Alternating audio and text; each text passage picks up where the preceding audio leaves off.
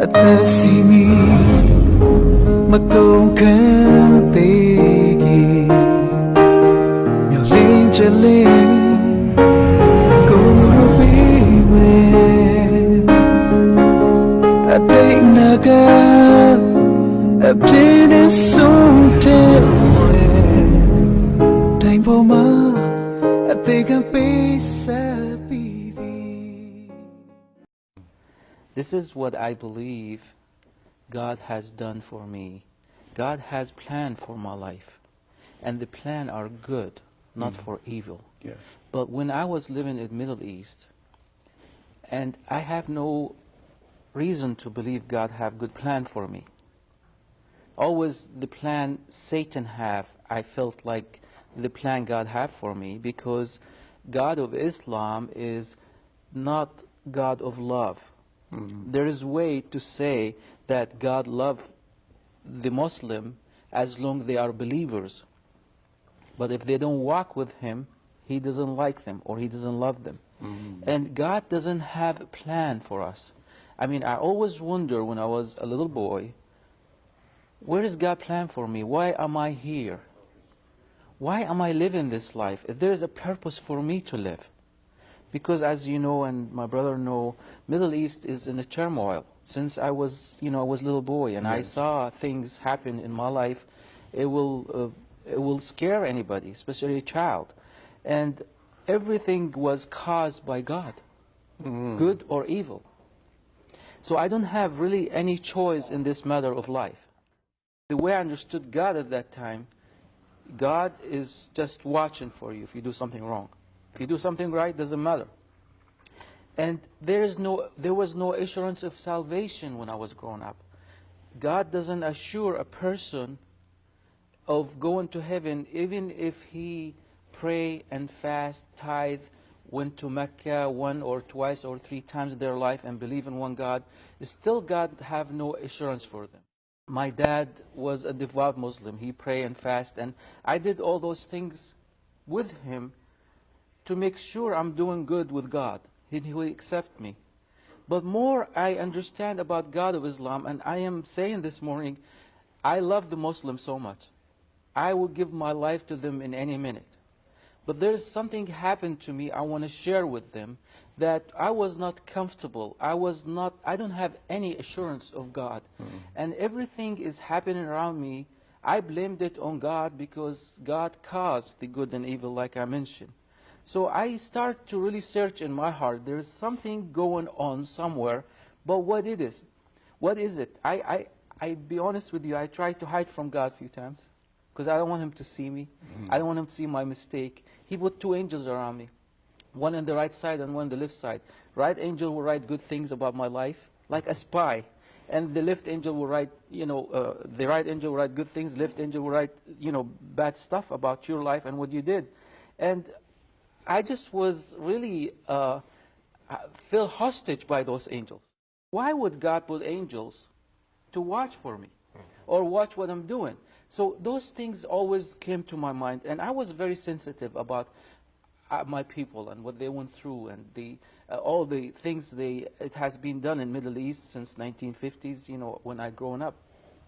Until I went to school one day, and I remember my teacher from Azhar University, and that's one of the most famous school or well-known school in Middle East. He finished his master's degree, and for some reason he started to teach religion. We learn religion every day. We learn about Islam in the school on a daily basis. We have a class. And he started to talk about the prophet, and he told us about Abraham and Noah's prophet, even Adam they believe is prophet. And they didn't do very much to me because all those prophets at the end they died. The teacher started to tell me or tell us about Jesus. And from the beginning, I just get it my full attention. I paid full attention to everything that teacher said about Jesus. What he taught us and what the Quran teach, that Jesus was born a virgin. And as a 12 years old boy, I was sitting down, and that will never happen. I know it has to be a marriage relationship between husband and wife to have a child. How would God do something awesome like this? And why would he do it? And they teach that he healed the sick. And to Muslim, there is no healing. God gives certain healing to a prophet to show a sign and wonder in certain time. But there's no healing in Islam. Wonder if Jesus was here, he could heal my grandpa who died of cancer. I loved him so much and I want him to do well. Sometimes Muslims go to the extreme for healing. They go even to the witchcraft. And, you know, Muslim knows that, what I'm talking about. If they want to deny it, that's fine. But I know what I am talking about. I know because I live there. Even leaders, they go to witchcraft because they have no answer. They go and trying to find answers for themselves. And the other one, he raised the dead. How many people in this world can raise the dead? I mean, even the doctors, the physicians, the scientists can do that. And Jesus raised the dead. And that is awesome for me to hear that Jesus did that.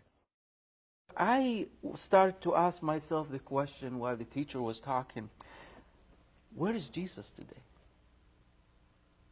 Is Jesus, or was Jesus buried in the Middle East somewhere?